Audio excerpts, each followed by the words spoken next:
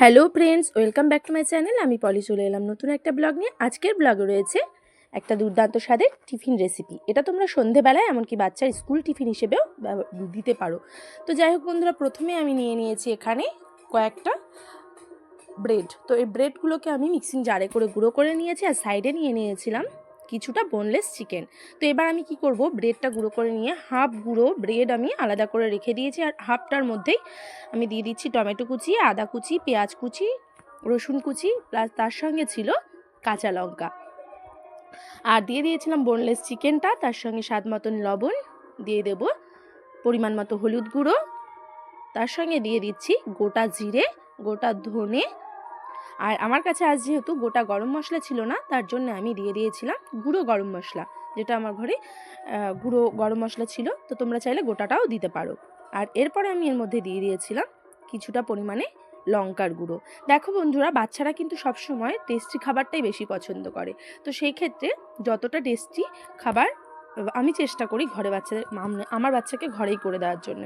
তো যাই হোক, এটা হেলদি এবং এর সঙ্গে রয়েছে টেস্টি ভাবটাও। তো যাই হোক, তারপর আমি কী করলাম, হাফ কাপ দুধ নিয়ে নিয়েছি, তার সঙ্গে নিয়ে নিয়েছি একটা গোটা ডিম। তো আর দুধ আর ডিমটাকে আমি ভালো করে এইভাবে চামচের সাহায্যে মিশিয়ে নিচ্ছি। আর সাইডে কী করলাম, কিছুটা বেসন আর তার সঙ্গে নিয়ে নিয়েছিলাম কালো জিরে।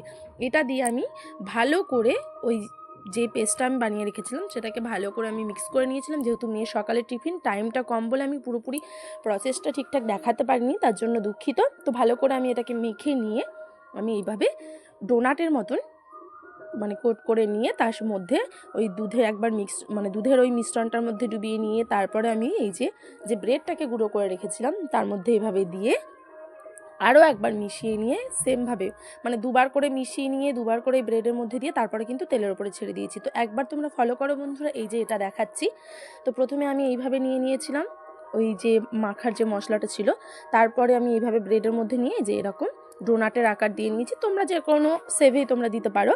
তো যাই হোক, তারপরে এই যে দুধের মধ্যে ডুবিয়ে দিয়ে চামচের সাহায্যে, অল্পই নিয়েছি, চামচের সাহায্যে এইভাবেই ভালো করে দুধটাকে এর মধ্যে মিশিয়ে দিলাম। ডিম আর দুধ, শুধু কিন্তু দুধ নয়। তো এটাকে আরও একবার আমি ওই গুঁড়োর মধ্যে দিয়ে দেবো। তো এই যে ব্রেডের গুঁড়োর মধ্যে আরও একবার দিয়ে দিলাম।